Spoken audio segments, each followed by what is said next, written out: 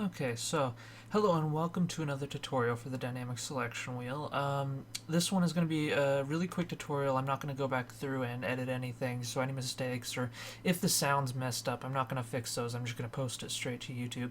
So this is going to be a tutorial on some questions from the community on how to do stuff, or just general questions about the dynamic selection wheel.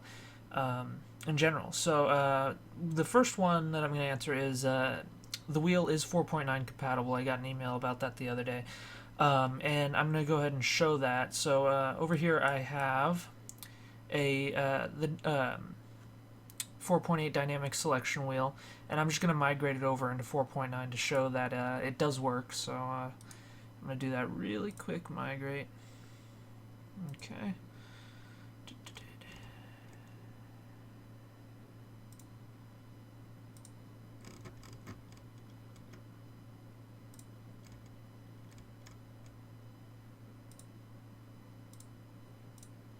Okay. Migration successful. Now we have the dynamic selection wheel over here in our 4.9 project, and before I migrated it over, this was just a regular 4.9 first-person shooter template that I just made really quick to show. So just to show you that it does work, I'm going to go ahead and change the game mode over to my example game mode, and delete the character down here. Oop, character. And play. That's fine. And almost forgot. We do need to add a input for the selection wheel really quick so that it does work.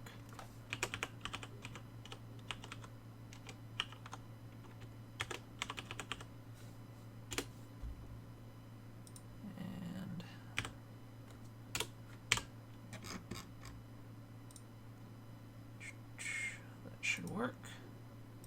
Save really quick and play, and now the wheel does come up and it works exactly like it did in 8 or 4.8. So yeah, next question I got is actually the guy who got me to make this tutorial. He wanted to know how to basically he's using it for an ArchViz project, so he wanted to know how to change a wall material and select a wall material or floor material with the dynamic selection wheel, so that he could walk through and change the ArchViz project in real time. So in order to do that, all you need to do really is change the base, what's it called? Selection wheel slot structure to support materials instead of the color here. So let's go ahead and do that. Selection wheel slot structure, and we'll just change this to a material.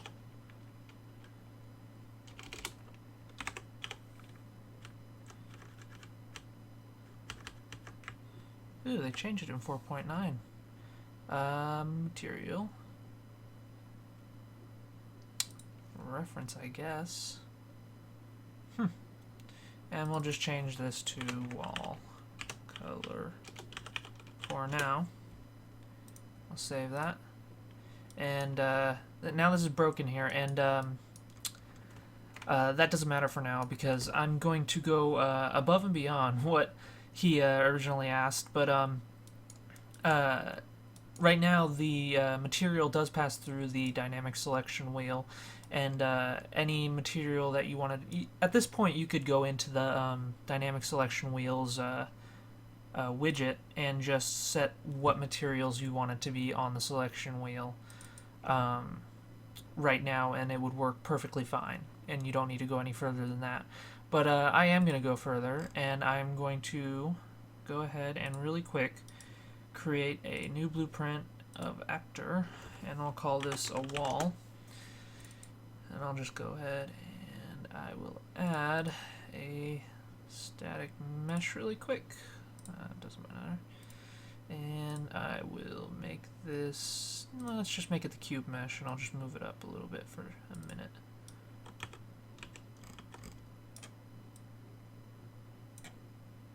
Save, compile.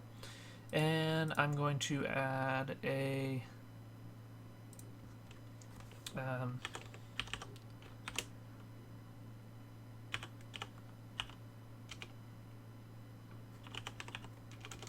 can't spell. Material.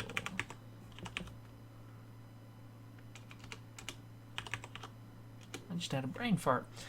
And I'm going to change this to a material type.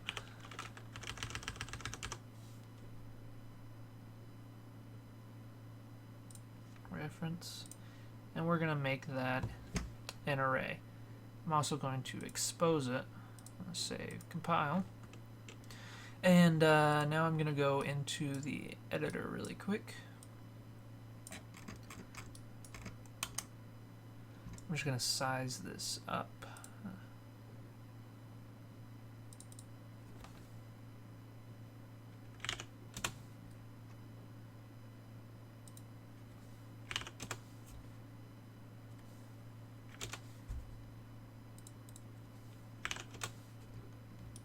And I'll just Control-C, Control-V, and Control-C, Control-V. And I'll delete this really quick. And now we have our walls, and by the end of the tutorial, you'll be able to run up to this wall and select what material you want it to have. So that's where the wall material comes in handle, this array over here. I'm just going to add 3 for this, and I'm going to go ahead and choose some materials that I have already made. I just made about, I think I have 9. Yeah, 9 materials here. I'm just going to add these to 3 to each wall so that you have a selection and can see that the wall changes color from the colors that each wall is supposed to have.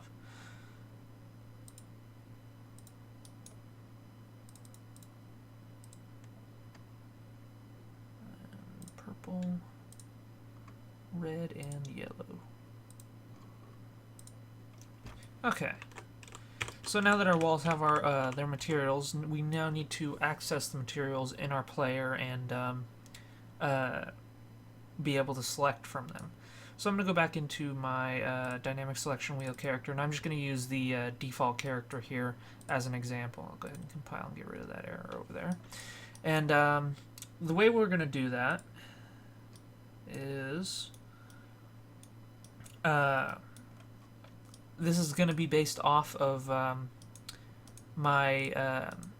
based off of the same principle as the other tutorial where I cast to the object that I have traced to. So I'm going to move this over here, and I'm going to go ahead and first off I'm going to get my weapon wheel, or my selection wheel.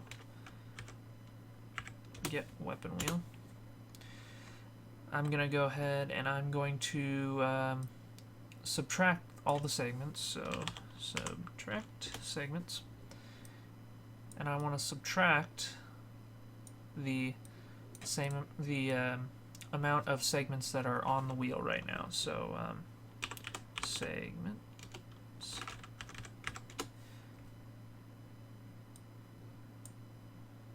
and then after that I want to go ahead and do the remove all, which gets rid of all the selections on the wheel. So every time we open the wheel, we clear the wheel of all the selections that are on it right now, and then we're going to add the selections from the wall that we're looking at, or the wall that we're trying to change the material on.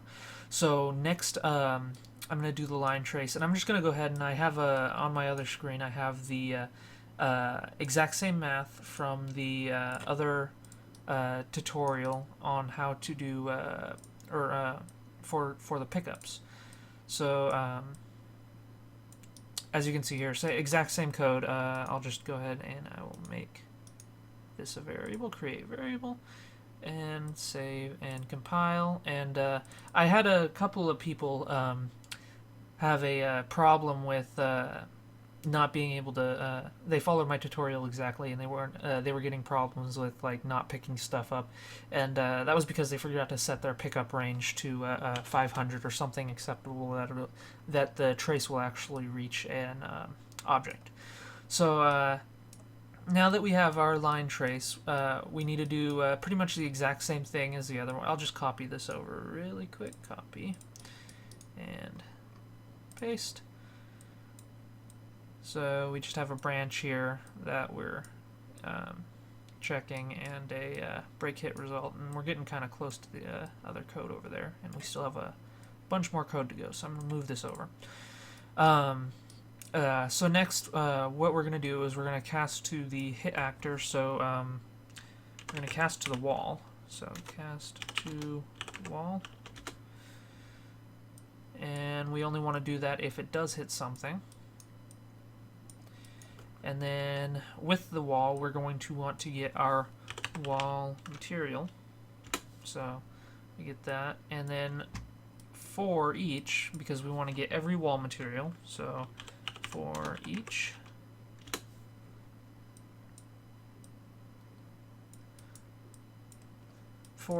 of our wall materials, we're going to want to add a segment and then add the selection on the wheels. So I'm going to go ahead and I'm going to grab my weapon wheel. And we want to do an add segment.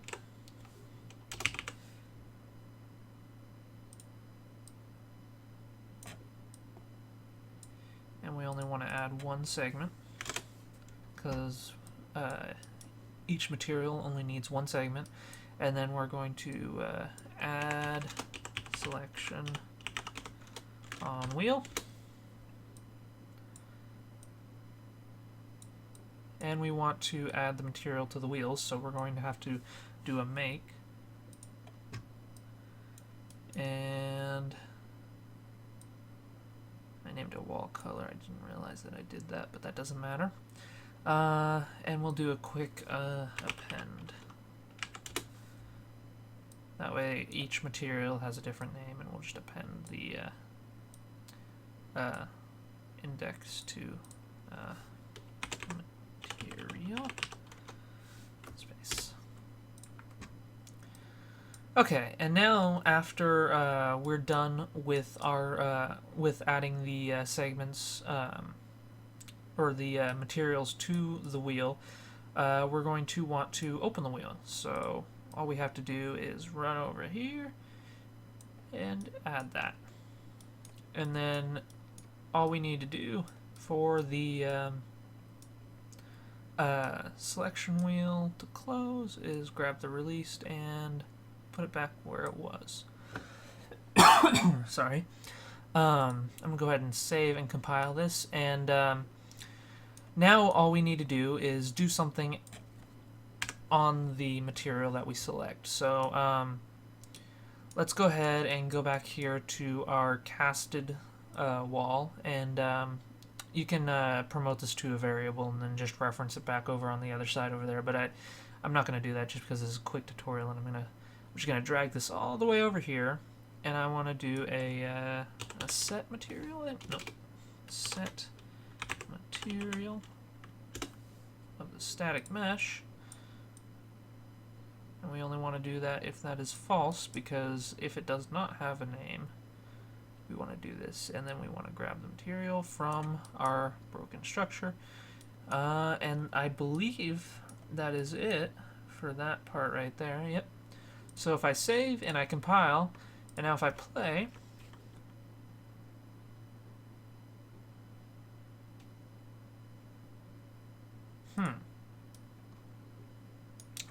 let's check out what those errors are. What were the errors again? Oh, no errors now. Okay.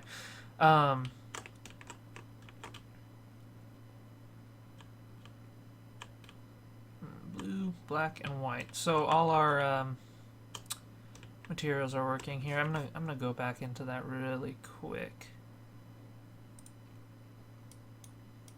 Over here where I am making this, and just instead of having that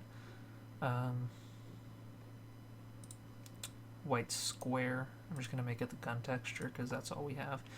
Um, so now you can choose whatever color you want the wall to be, and you can change the picture to match the color or whatever material you have, so that you know what color or material you're choosing.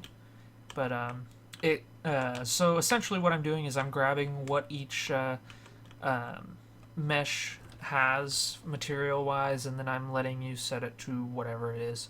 So that's how you do that. I guess for an in-game ArchViz project, and have a real-time changing for the materials. And then really quick, I had a guy who emailed me and asked how to change your selection with the mouse wheel instead of the mouse position.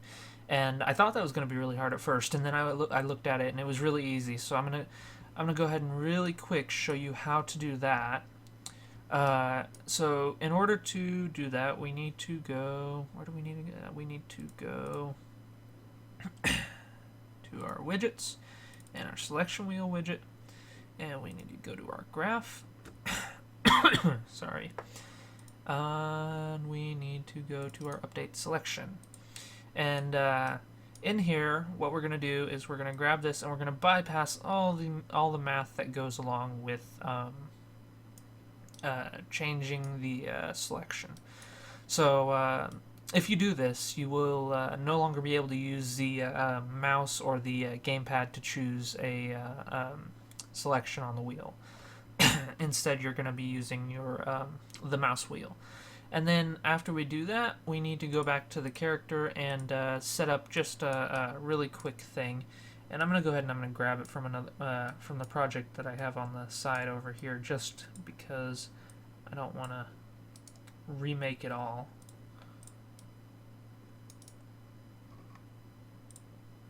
Paste. And then I'll just hook these back up to here.